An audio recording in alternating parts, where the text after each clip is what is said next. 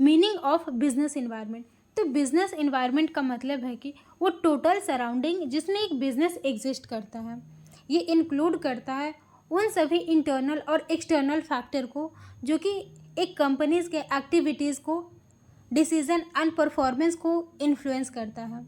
Simple word में हम कह सकते हैं कि कॉम्बिनेशन होता है economic, social, political, legal, technological and natural factor का, जो कि डायरेक्टली या इनडायरेक्टली अफेक्ट करता है functioning of a business. According to Arthur M Weimer, उन्होंने कहा कि business environment is the climate और सेट ऑफ कंडीशन होता है इकोनॉमिक, सोशल, पॉलिटिकल और इंस्टीट्यूशनल फैक्टर का, जिनमें बिजनेस ऑपरेशन को कंडक्ट किया जाता है। अदर वर्ड में कहा जा सकता है कि बिजनेस इन्वायरमेंट रेफर करता है टोटलिटी में उन इंटरनल एंड एक्सटर्नल फैक्टर को जो कि इन्फ्लुएंस करता है एक बिजनेस ऑर्गेनाइजेशन की ग्रोथ, डिसीजन एंड परफॉर्मेंस को। कंपोनेंट क्या है बिजनेस इन्वायरमेंट के?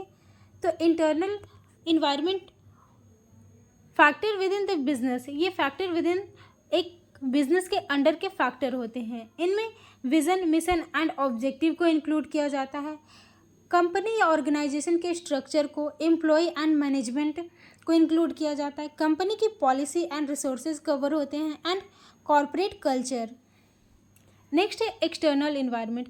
एक्सटर्नल इन्वायरमेंट के दो क्लास में क्लासीफाई किया गया। फर्स्ट है माइक्रो इन्वायरमेंट एंड सेकेंड है मैक्रो इन्वायरमेंट।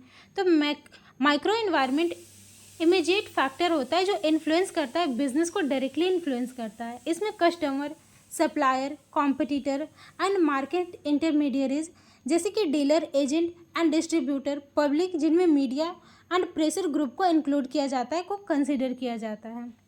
नेक्स्ट होता है मैक्रो इन्वायरमेंट। ये ब्रॉडर फोर्सेस होता है जो एक बिजनेस को इनडायरेक्टली अफेक्ट करता है। इसमें फर्स्ट है इकोनॉमिक इन्वायरमेंट। इकोनॉमिक इन्वायरमेंट में inflation, income, interest rate, GDP growth को कंसिडर किया जाता है।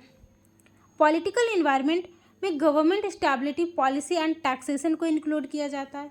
लीगल इन्वायरमेंट में जो लॉ एंड रेगुलेशन गवर्नमेंट के थ्रू लाए जाते हैं या कंज्यूमर प्रोटेक्शन एक्ट को कंसिडर किया जाता है। टेक्नोलॉजिकल इन्वायरमेंट में innovation, automation, research and development को कंसिडर किया जाता है। सोशल इन्वायरमेंट में हम सोसाइटी के value, life style, education and demographic को कंसिडर कर सकते हैं। नेचुरल इन्वायरमेंट में climate, resources, environmental concern, sustainability को कंसिडर किया जा सकता है।